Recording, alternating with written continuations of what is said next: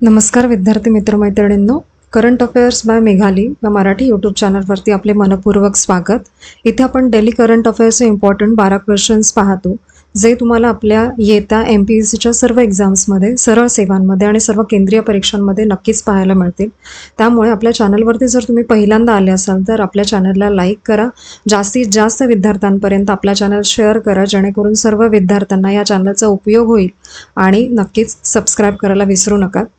तर आणि सगळ्यात महत्त्वाची गोष्ट म्हणजे लेक्चर शेवटपर्यंत पहा आणि स्वतःच्या शॉर्ट का होईना पण नोट्स काढण्याचा प्रयत्न करा. तर पाहूयात आजच्या म्हणजे 23 फेब्रुवारी 2026च्या चालू घडामोडी.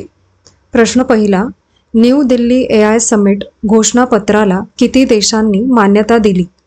तर या प्रश्नाचे योग्य उत्तर आहे पर्याय क्रमांक C, जवळजवळ 88 देशांनी. याचे महत्त्वाचे पॉईंट्स पहा. एक मिनिट महत्त्वाचे पॉईंट्स पहा. 2026 मध्ये इंडिया AI इम्पॅक्ट समिट 2026 88 देशांनी न्यू दिल्ली AI घोषणापत्राला स्वीकारले आहे.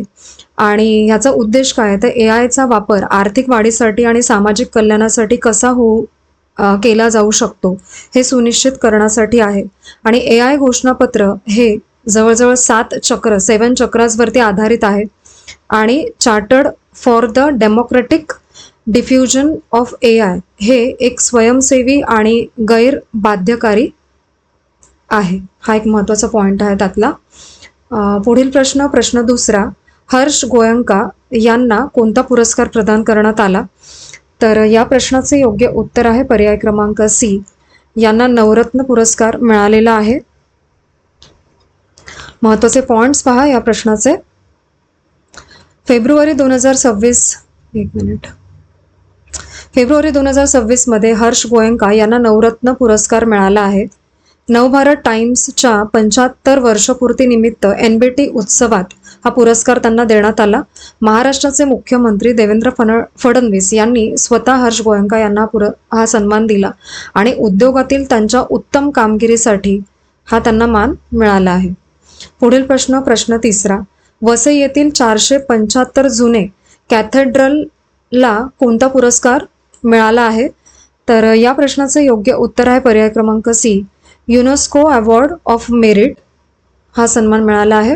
महत्त्वाचे पॉईंट्स पहा या प्रश्नाचे. हा सन्मान युनेस्कोच्या Asia Pacific award for cultural heritage conservation या उपक्रमाअंतर्गत मिळाला आहे. आणि वसई पोर्तुगीजांच्या काळामध्ये 16व्या शतकामध्ये एक महत्त्वाचे बळकटीकरण केंद्र होते आणि या कॅथेड्रलची पुनर्स्थापना स्थानिक लोकांनी दिलेल्या देणग्यांतून अंदाजे 4.5 कोटी खर्चून केली गेली आहे. आणि या पुरस्कारासाठी 16 वेगवेगळ्या देशांमधून आलेल्या 90 प्रकल्पांचे परीक्षण झालं आणि त्यातून विजेते ठरवले गेले आहेत. ठीक आहे. पुढील प्रश्न चौथा, भारतात प्रथमच कोणती विशेष सुविधा सुरू करण्यात आलेली आहे? तर या प्रश्नाचे योग्य उत्तर आहे पर्याय क्रमांक B, नमो भारत आणि मेट्रो एकाच स्टेशन व ट्रॅकवरती धावणार आहे, असं पहिल्यांदाच होत आहे भारतात. तर याचे महत्त्वाचे पॉईंट्स पहा.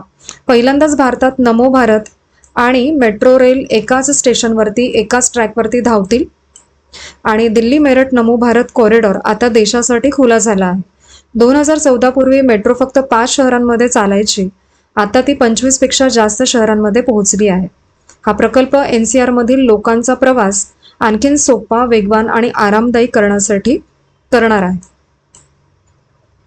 ठीक आहे. पुढील प्रश्न पाचवा, भारत निर्वाचन आयोग आणि राज्य निर्वाचन आयुक्तांचा राष्ट्रीय गोलमेज परिषद किती वर्षांनंतर आयोजित केला जात आहे?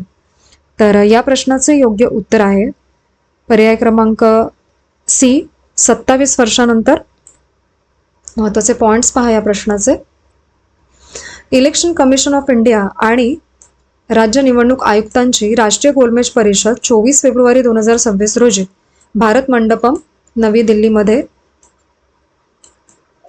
आहे. हे विशेष कारण तब्बल 27 वर्षांनंतर ही परिषद पुन्हा होत आहे आणि मुख्य निवडणूक आयुक्त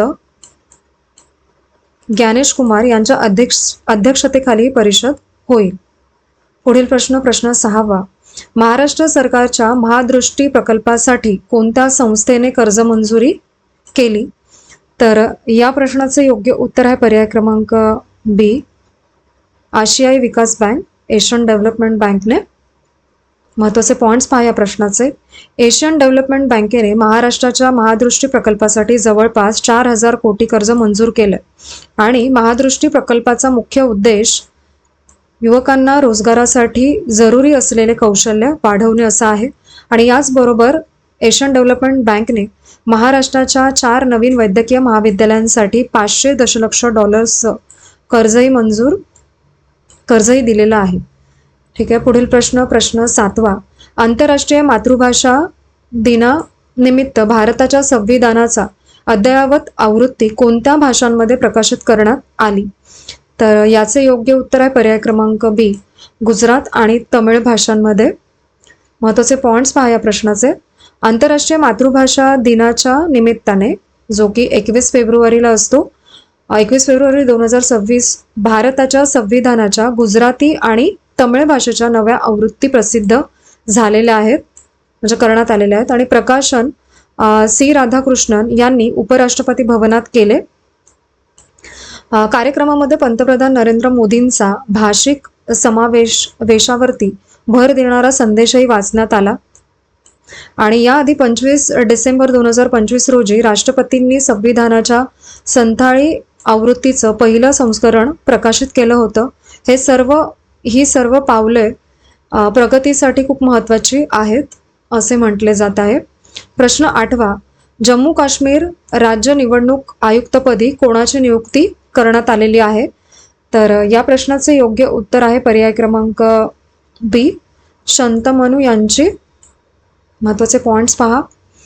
जम्मू काश्मीरचे लेफ्टनंट जनरल मनोज सिंह यांनी शंतमनू यांची राज्य निवडणूक आयुक्त म्हणून निवड केली आहे.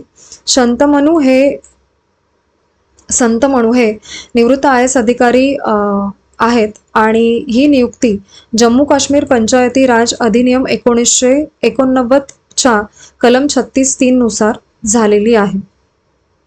पुढील प्रश्न 9वा.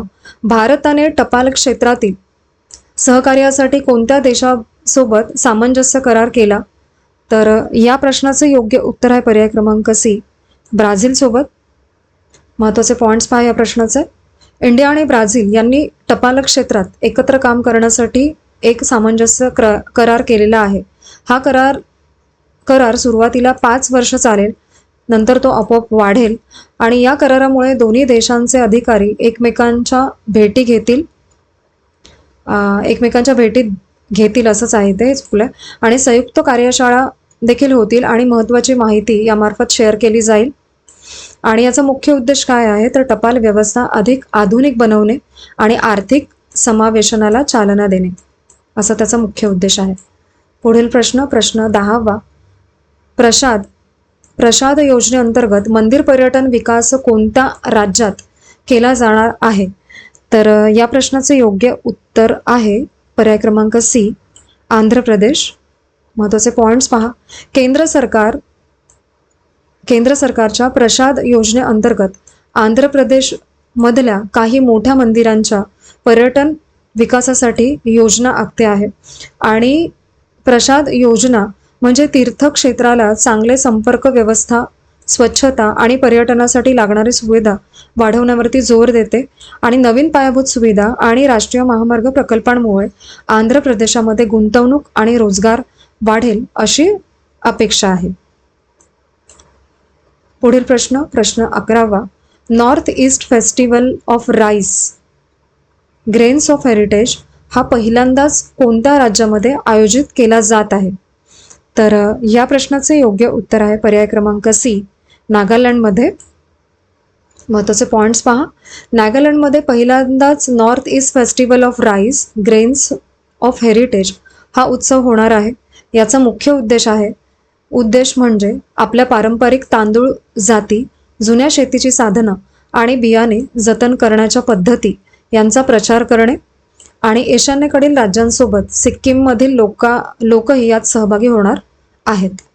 प्रश्न क्रमांक 12वा आणि आजच्या आपल्या लेक्चरमधला शेवटचा प्रश्न. तर भारतातील पहिले डिजिटल आदिवासी संग्रहालय कुठे स्थापन करण्यात आले? तर या प्रश्नाचे योग्य उत्तर आहे पर्याय क्रमांक बी, रायपूर येथे. महत्त्वाचे पॉइंट्स पहा या प्रश्नाचे. भारताचे मुख्य न्यायाधीश सूर्यकांत यांनी रायपूरमधल्या आदिवासी संशोधन व प्रशिक्षण संस्थेत स्थापन झालेल्या भारतातील पहिल्या डिजिटल आदिवासी संग्रहालयाला भेट दिली. आणि हिदायतुल्ला नॅशनल लॉ युनिव्हर्सिटी च्या पदवीदान समारंभात ते प्रमुख पाहुणे म्हणून आले होते. तर आजचे आपले 23 फेब्रुवारी 2026चे डेली करंट अफेअर्स पाहून झालेले आहेत. माझी एकच रिक्वेस्ट आहे, तुम्ही लेक्चर शेवटपर्यंत पहा आणि स्वतःच्या नोट्स काढा, जेणेकरून तुम्हाला हा जो काही मी डेटा एवढ्या मेहनतीने काढते ना, त्याचा तुम्हाला उपयोग व्हावा अशी माझी इच्छा आहे. ठीक आहे, तर आजचे लेक्चर तुम्ही शेवटपर्यंत पाहिलेच असेल, त्याबद्दल थँक्यू सो मच.